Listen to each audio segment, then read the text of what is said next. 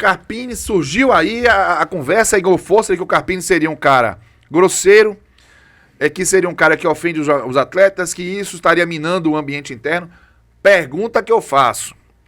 Carpini tem quase 1 ano de vitória se já não tiver feito 1 ano. Por que isso só surgiu agora?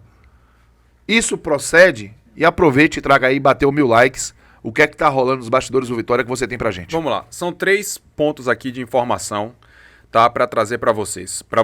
Sobre o time de amanhã, sobre a relação de Thiago Carpini e uma coisa que tá ligada à outra, mas é sobre a saída de Lucas Esteves do Vitória para o Grêmio, que tem a ver com essa questão de relacionamento. Porque falaram que saíram jogadores por causa de Carpini. Que Wagner Leonardo e Lucas Esteves, por exemplo, teria saído por causa de Carpini. Todo mundo sabe. E foi informação do Adson Piedade no canal Dinâmico. Todo mundo sabe que na hora de criticar o Vitória, muita gente acha que eu peso a mão por vários vieses estapafúrdios. Mas todo mundo sabe que quando eu critico o Vitória é para criticar com seriedade. Então aqui não é loucura. A gente tem que trabalhar com apuração e com informação e não com achismos, tá? Então, se cada comunicador, seja ele quem for, tem a sua informação, ele vai precisar sustentar, porque não se brinca com o caráter nem com a índole de ninguém. Então, dito isso, o que é que eu tenho de informação para a torcida do Vitória com relação a essas especulações que sempre surgem em crises de pessoas que querem simplesmente viralizar, caçar likes ou ver o circo pegar fogo? Não é assim. Primeiro, isso aqui é informação, porque eu falei com várias pessoas hoje do Vitória, tá? A quem eu tenho acesso, e perguntei, vem cá, como é que tá o clima aí no Vitória? Pedro, existe cobrança, existe uma insatisfação de todos, mas o clima é bom. Não existe isso de Carpini tratar mal ninguém. Pelo contrário, Carpini é muito bem quisto pelos jogadores e pelos funcionários do Vitória, tá? Com quem eu também conversei, com quem eu também falei. Então isso de querer dizer que o relacionamento é ruim é bobagem e mentira. Ponto, tá? Porque aí é querer simplesmente jogar mais querosene no momento em que o clube está vivendo uma turbulência, tá? Uma turbulência perigosa, sim, mas uma turbulência na temporada. Porque esse mesmo Carpini foi quem era elogiadíssimo pelos torcedores, foi o cara que rearrumou o time no ano passado, foi o cara que fez uma Série A maravilhosa a partir do segundo turno do ano passado, e que esse ano não desmontou o elenco, porque quem disse que o Vitória desmontou o elenco? Quando você pega o time do Vitória que jogou contra o Flamengo, o único jogador que não ficou foi Alejandro, porque não tinha o que o Vitória fazer. Wagner Leonardo foi vendido por 26 milhões de reais, uma baita de uma venda para um zagueiro de 26, 27 anos. Lucas Esteves saiu porque tinha uma multa muito baixa, porque quando o Lucas Esteves chega, ele era para ser reserva de PK, estava lá escorado no Atlético Goianiense e veio para cá como uma aposta. Alejandro era do Bragantino, emprestado, e aí não tem o que o Vitória fazer, tanto que ele hoje está no CSKA Moscou da Rússia. Lucas Arcanjo ficou, Mateuzinho ficou. Mas naquele jogo do Vitória contra o Flamengo, Cássio, se você pegar a escalação só para me ajudar, para eu não perder aqui a linha de raciocínio, Lucas Arcanjo ficou, Cáceres ficou, Neres ficou, Wagner Leonardo ficou, Lucas Esteves ficou. Cáceres tava lá? Cáceres ficou. É. William Oliveira ficou, que eu acho que jogou nesse jogo. Hiller ficou, pro bem ou pro mal, foram jogadores que estavam bem no ano passado, que eu não teria renovado, mas que estavam bem naquela temporada. Casacanja, Cáceres, Edu. Mateuzinho ficou, Janderson ficou, Carlos Eduardo foi titular contra o Flamengo, ficou, e Alejandro. A escalação do Vitória no 2x2, despedida de Gabigol. Lucas Arcanjo, Raul Cáceres, Edu, Wagner Leonardo, Lucas Edu, Esteves. Não foi Nery, mas Edu ficou. Ricardo Hiller, aí entrou depois Caio Vinícius, mas... Caio Vinícius também iniciou a temporada aqui. William Oliveira. Os dois volantes, Hiller e William Oliveira. Mateuzinho. Aí entrou Machado, foi titular. Que também continuou esse ano, depois saiu na negociação. Mosquito. Que também ficou esse ano. E entrou Janderson, aí Alejandro e Carlos Eduardo. Só quem não ficou foi Alejandro. Isso, Matheus não jogou porque tava machucado. Mas vamos lá, só quem não jogou foi Alejandro. Então o Vitória não desmontou o seu elenco do ano passado para esse ano. Tanto que a gente falava que era um trunfo do Vitória para essa temporada ter mantido a sua base. Foi mesmo. Para ser um ponto de partida dali para melhor.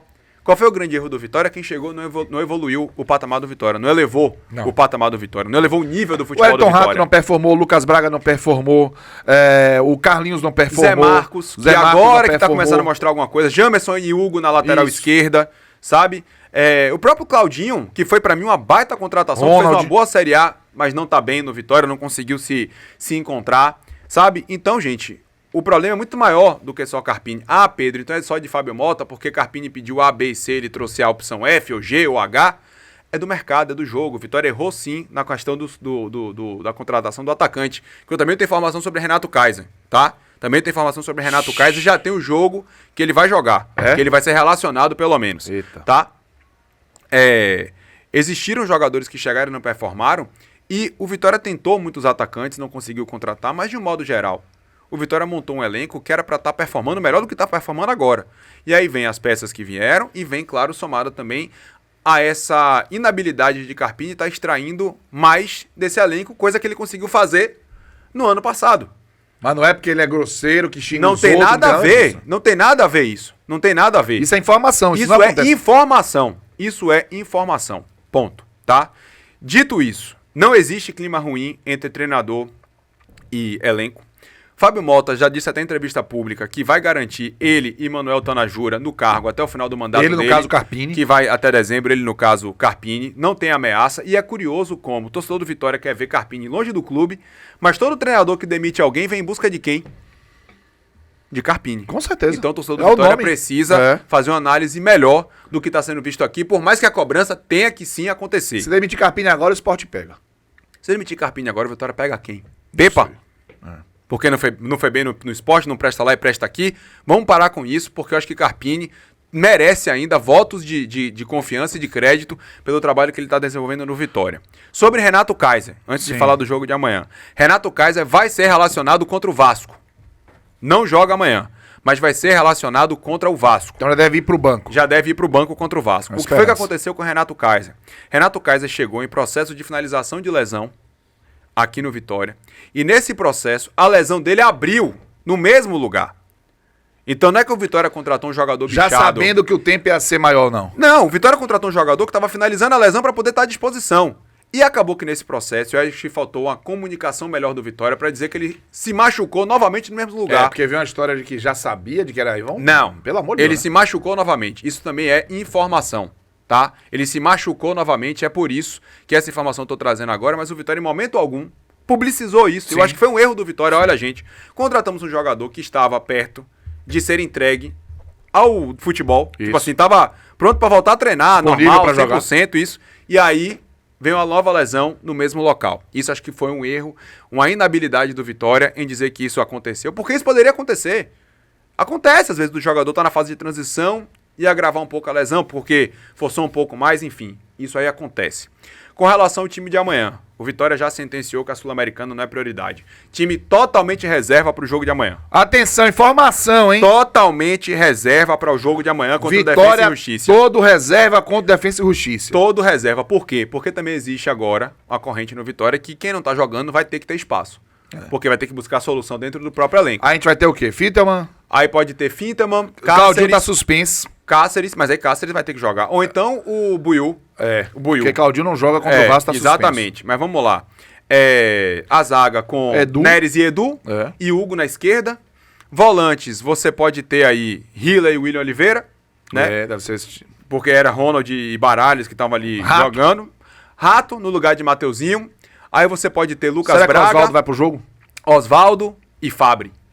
É. Pode ser, esse é o time do Vitória. E na boa a gente vai ter que exigir que ganhe, tá? Ei, e esse time aí, É. para o que a gente viu na Argentina entre Vitória e Defensa e Justiça, é um time que pode dar testa até conseguir um resultado. E digo mais, jogador reserva às vezes, que é só uma oportunidade de ter mais tempo em campo pra E jogar. às vezes ele descobre o cara na ocasião dessa. E outra coisa, velho, o Vitória não tá morto na Sul-Americana. Ainda pode conseguir pelo menos ali brigar pelo segundo lugar e, quem sabe, porque pegar um matematicamente, playoff, né, a possibilidade de se classificar ainda permite. E a última informação que foi sobre a saída de Lucas Esteves. Isso, era isso que eu ia lhe provocar. Lucas Esteves saiu pro cara de Carpini? Pois é, foi o que tá todo mundo dizendo, né? Que muitos jogadores saíram por conta de Carpini. Se esses jogadores fossem para sair por conta de Thiago Carpini, eles não teriam ficado da temporada passada para esse ano, né? E o Vitória não teria ido tão bem como foi no segundo turno, né, da Série A. Pelo contrário, o que é que Carpini fez quando chegou, Cássio?